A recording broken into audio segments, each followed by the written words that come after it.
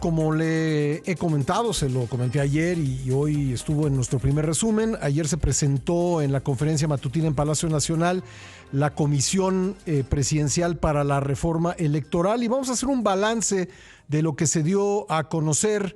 Para ello nos acompaña en el programa Arturo Espinosa, director del Laboratorio Electoral. ¿Cómo estás, Arturo? ¿Cómo estás, Pascal? Qué gusto saludarte. Muy buenos días. Bueno, pues, ¿qué te pareció el anuncio por parte de Pablo Gómez, de la propia presidenta, sobre lo que se pretende hacer con esta Comisión Presidencial para la Reforma Electoral? Bueno, sin duda tiene aspectos positivos, al menos nos da claridad sobre cómo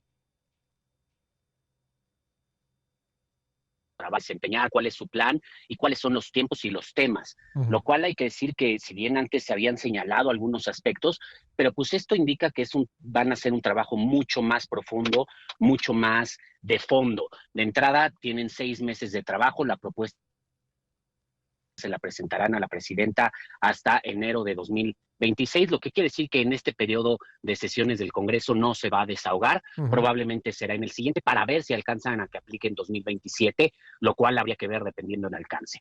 También hay que decirlo que, bueno, pues va a ser un trabajo que va a implicar encuestas.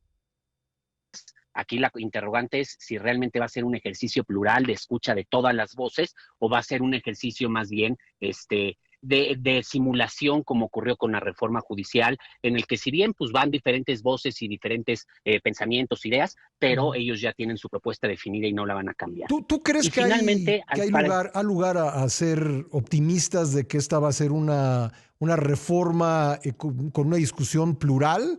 ¿O lo de la reforma judicial nos da la pauta para pensar que no lo será?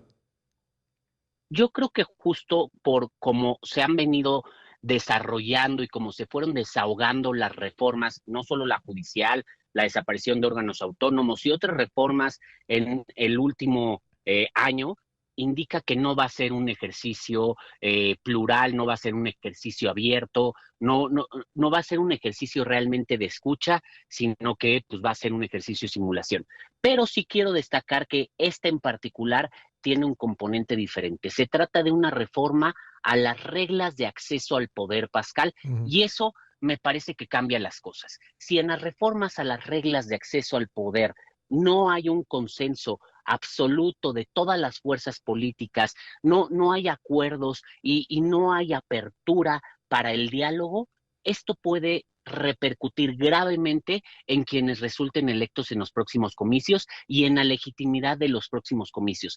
Y aquí es en donde yo sí creo que puede haber un toque diferente de la Ujú. presidenta Claudia Sheinbaum, por cómo vemos que está haciendo las cosas, que es un poco distinto a cómo se han desahogado las otras reformas, y eso es lo que da una pequeña esperanza de que pues van a buscar que sí haya al menos un consenso.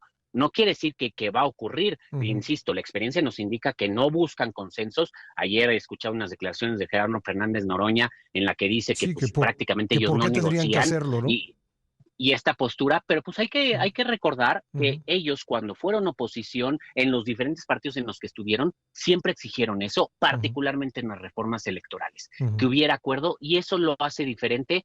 Insisto, son las reglas de acceso al poder, son las reglas que van a aplicar Ujú. en quienes busquen resultar electos probablemente en 2027 y seguramente en Ujú. 2030 y el futuro. O sea, lo que tú dices es que es tan grave la consecuencia de hacer una reforma electoral sin consenso, sin pensar en el pluralismo, que esto hará que finalmente desistan un poco de imponer una reforma puramente a su estilo. A lo mejor eso es algo que los hace pensar. A ver, hay que verlo. El oficialismo, la cuarta transformación, ha sido señalada de autoritarista, ha sido señalada de no querer negociar, ha sido señalada de coartar derechos como la libertad de expresión, todos los escándalos ahora de libertad de expresión. Y las últimas elecciones, tanto la de Claudia Sheinbaum como las elecciones judiciales, han sido fuertemente cuestionadas en cuanto a su integridad, en cuanto a la calidad de las elecciones, en cuanto al cumplimiento de la legalidad, y todo eso golpea. Ellos señalan que son democráticos, ellos Ujú. señalan que hay apertura y probablemente este sea el punto, a mí digamos, me hace generar algún tipo de esperanza que esto sea un punto en el que busquen decir, no, miren, aquí está la prueba de la reforma electoral, buscamos un consenso, buscamos acuerdos, Ujú. hicimos un ejercicio diferente porque sí queremos más democracia.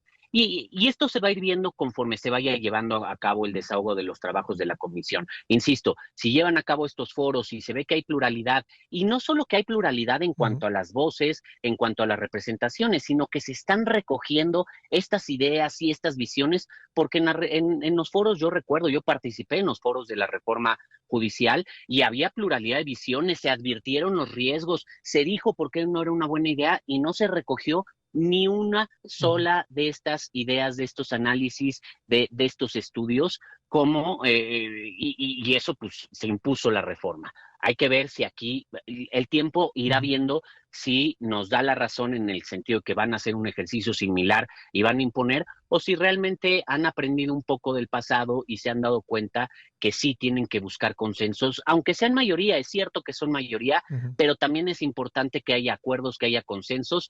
Insisto, se trata de las reglas de acceso al Bueno, poder y entonces imaginemos la legitimidad del próximo presidente o presidenta. pues lo iremos viendo paso a paso. Arturo, te agradezco mucho que nos hayas acompañado esta mañana. Muchas gracias, Pascal. Muy buenos días. Gracias, Arturo Espinosa Silis, director del Laboratorio Electoral.